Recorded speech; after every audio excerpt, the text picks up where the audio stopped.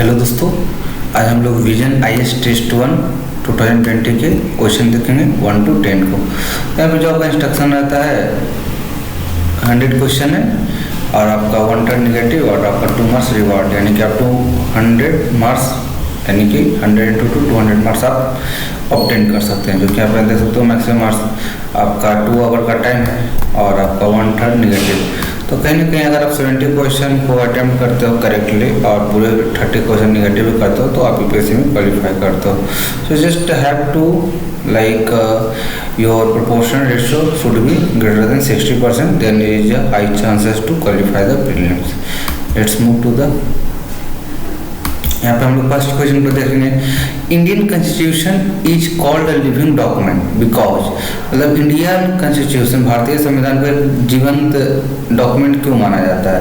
तो स्टेटमेंट बन दिया हुआ है, Indian constitution is open to change as per the changing need of the society. तो ये बिल्कुल करेक्ट स्टेटमेंट है आपका। एलजीबीटीक्यू देख लो, सबरीमाला देख लो, जो भी आपका इशू रहता है मार्केट में, टैंड एजुकेशन, आपका कैब, जितने भी तरीके के इशू आएंगे तो सुप्रीम कोर्ट क्या करेंगे, उसको अपडेट करते रहता है।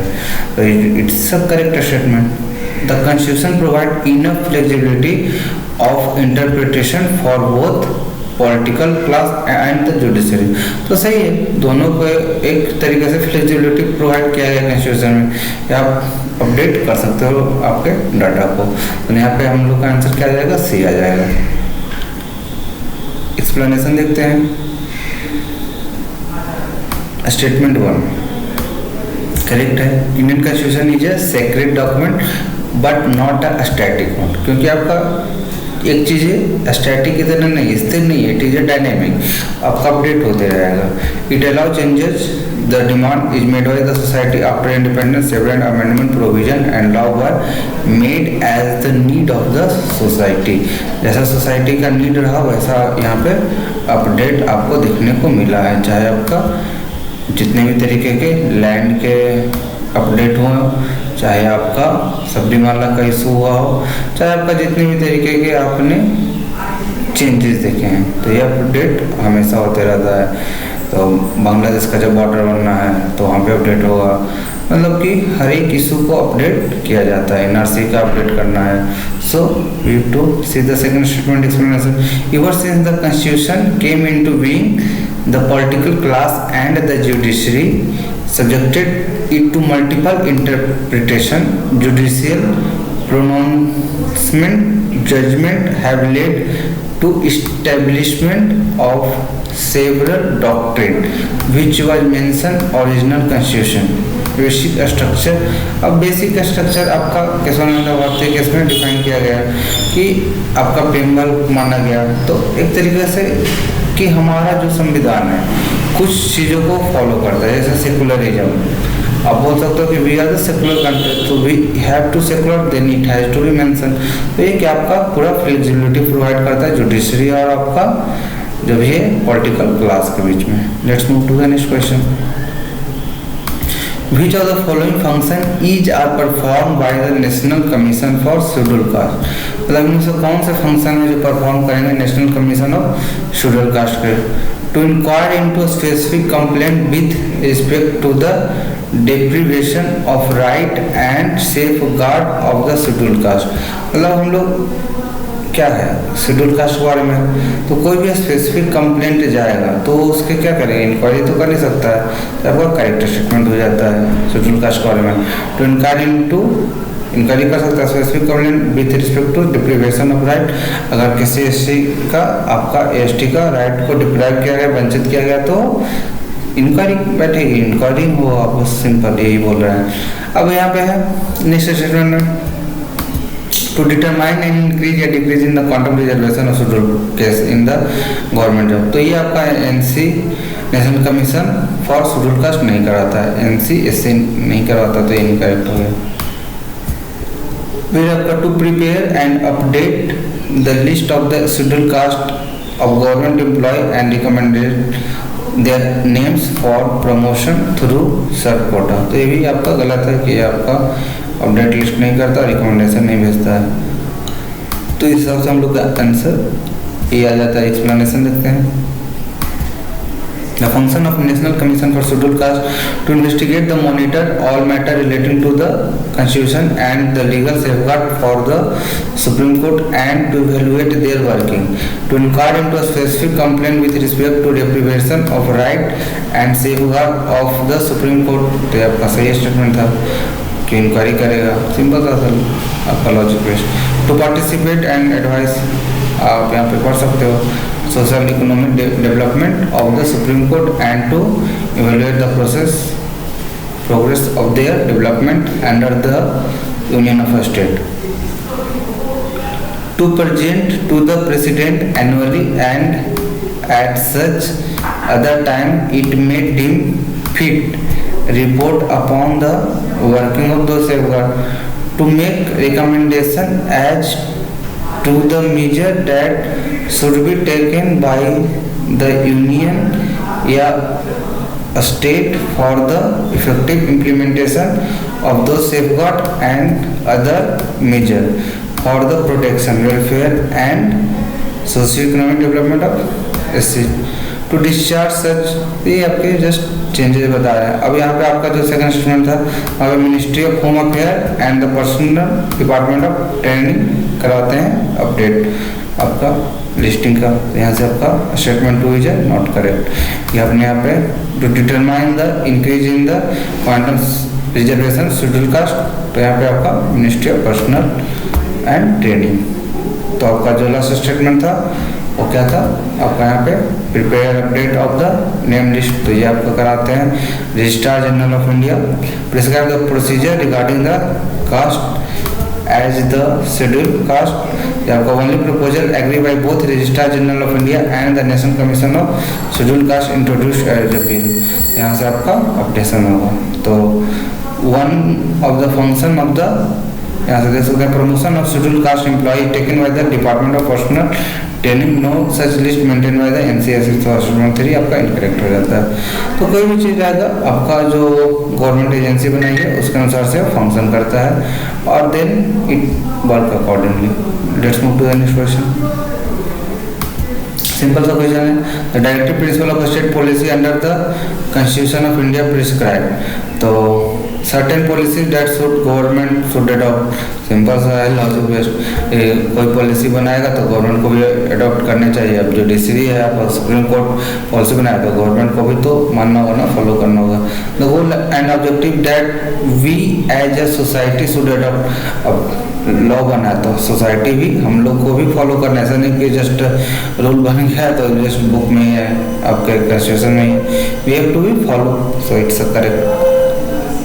लिस्ट आपका certain right that individual should enjoy apart from the fundamental right. Obviously कोई भी आपका फंडामेंटल राइट के अलावा जो भी है इंडिविजुअल, हम लोग जो भी है इंडिविजुअल एंजॉय करना चाहिए. तो हिसाब से all are correct.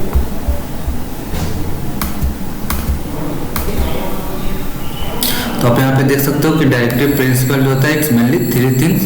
The goal and objective that we as a society should adopt certain right that individual should adopt enjoy from the fundamental right and certain policy that government should adopt.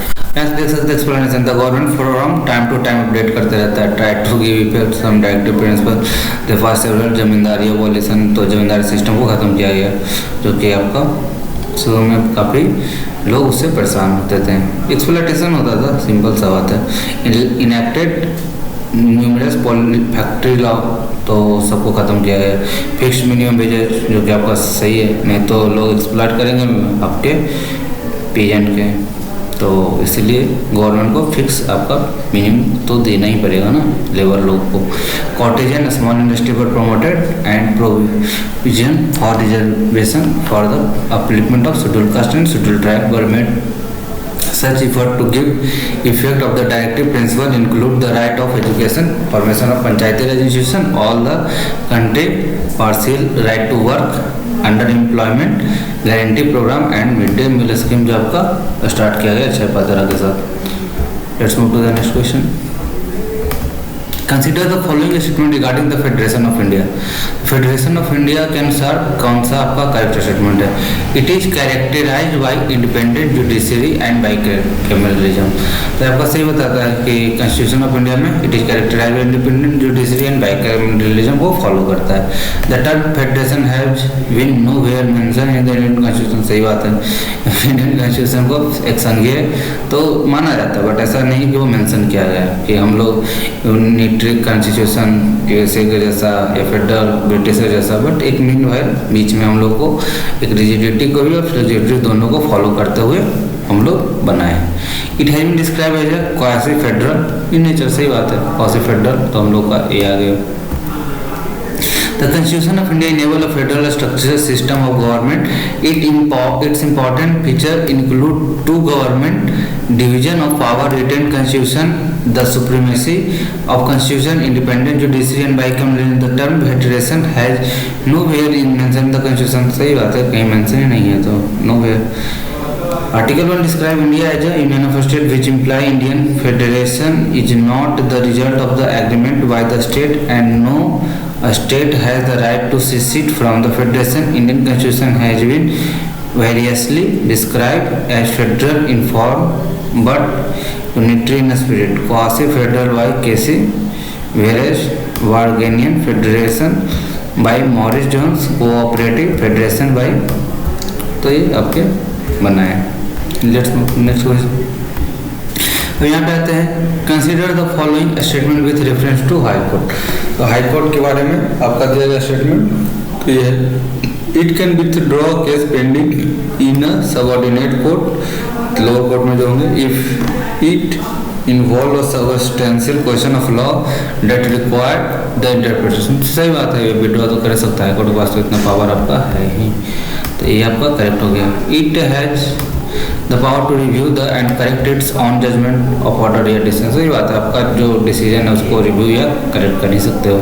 It has the power to abdicate interstate dispute matter. नहीं तो interstate का बारे में supreme court ही कर सकता है।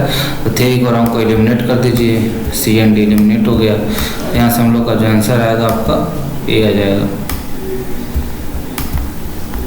सो यहाँ पे देख सकते हैं, high court has administrative control and other power over subordinate courts. These include the following. It is consulted by the governor in the matter of appointment, posting, promotion, district. जैसे यहाँ पे देख सकते हैं स्टेटमेंट करेक्ट, क्योंकि अपना तो क्या है कर ही सकता है। Simple that can withdraw case pending in subordinate courts involve substantial question required. फिर आपका कि as a court of record, यहाँ पे क्या था देख सकते हैं, पावर टू रिव्यू करेक्ट कर सकता है। As court of record also correct its own judgment, तो यहाँ से आपका करेक्ट हो जाता है। सी आर्टिकल 131 जो the main provision of the constitution regarding interstate dispute, यहाँ से आपका सुप्रीम कोर्ट ही आपका कर सकता है। Article confirm upon the supreme court of India exclusive jurisdiction to deal with the dispute involving legal right, also the dispute between government of India and one of the more state. तो जो भी आपका interstate करेगा तो आपका supreme court ही करेगा। Next easy question है, द राइट इन लिस्टेड आपका जो रहेगा right to freedom of religion can be restricted. Restrict is a word that mean you have to in limit, simple सा भाषा में। तो पब्लिक ऑर्डर, हेल्थ, मॉरलिटी सब के बारे में आपको रिस्ट्रिक्ट किया जा सकता है।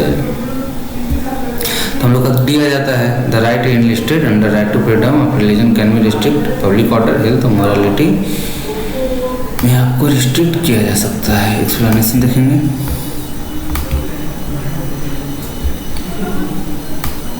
Article 25 cover not only the religious belief doctrine but also religious practices, ritual.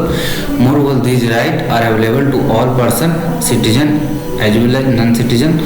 However, these rights are subject to public order, morality, फिर आपका health, फिर आपका and other provision relating to fundamental right.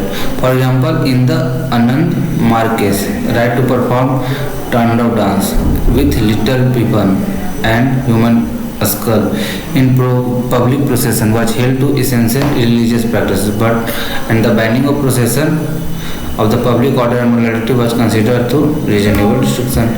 अब बहुत सारे बैन आपने आंध्र प्रदेश में देखे थे जल्लीकट्टू। तो आपका जितने भी तरीके के बैन होते हैं वो सोसाइटी के वेलफेयर के लिए होना चाहिए। ऐसा थोड़ी है कि आपका कोई भी जो होगा इलॉजिकल रहेगा तो उसको कैरी फॉरवर्ड करना है। If you are seeing it is illogical then we have to no it's simple. Let's move to the next question. Which of the following has been described as a horoscope of our sovereign democratic Republic? तो preamble को बताया गया कि ये आपका जो होता है भविष्य को बताता है ये सिंपल भाषा में। The term preamble refer to the introduction by the preamble preface of the constitution. किसी किताब की क्या होती है, पहले की क्या अभिव्यक्ति होती है? तो हम सॉवरेन हैं, संप्रभुत्व हैं, आपका सेकुलर हैं, सबको समान अधिकार। तो ये it contain the summary of the essence of the constitution in a Palkhivala an eminent jurist and constitution expert called the preamble as the identity card of the constitution। identity card उन्होंने बताया था।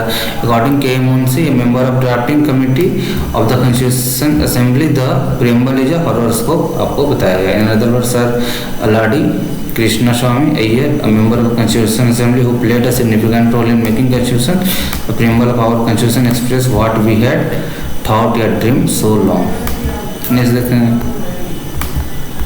Article 20 of the Indian Constitution grant protection against self-incrimination.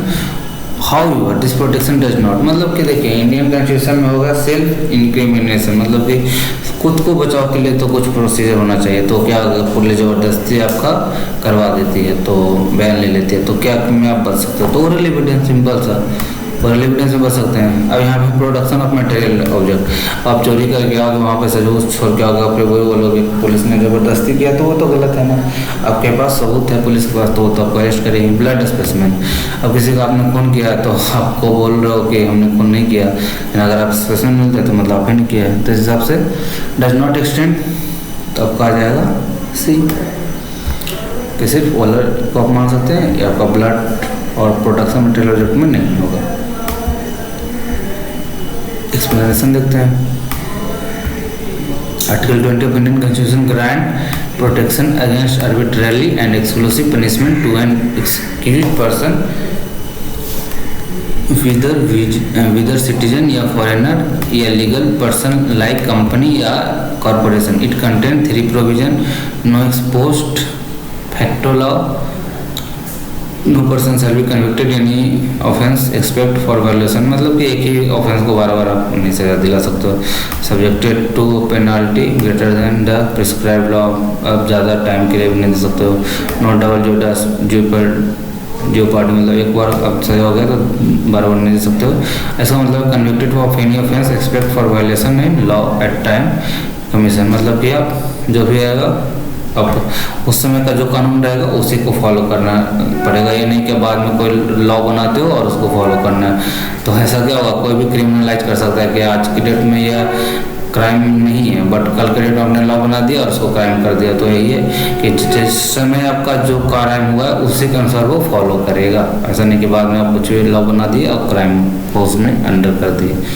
So this are the things we have to follow. No self-incrimination. It is stated that no person accused in offence witness against himself। आप खुद के खिलाफ गवाही देकर मुकर सकते हो अदालत में, क्योंकि वहाँ पे आपका कोई ऐसा ओरल एविडेंस नहीं माना जाता है। The protection against self incrimination extend both oral evidence documentary evidence. It does not extend to compulsory production material object. जैसे कि ब्लड स्पेसिमेन मिल गया तो आपने खून किया होगा तभी तो मिले, सिंपल सा। Further it extend only to criminal proceeding and not to civil proceeding या proceeding which are not to criminal nature. Next question को देखते हैं। The power of the state to make any provision for the reservation of post in favour of any backward class of citizen in the service under the state in constitutionally right under the right to equality। तो यहाँ पे आपका right to equality आ जाता है। तो right to equality क्या कहलाता है?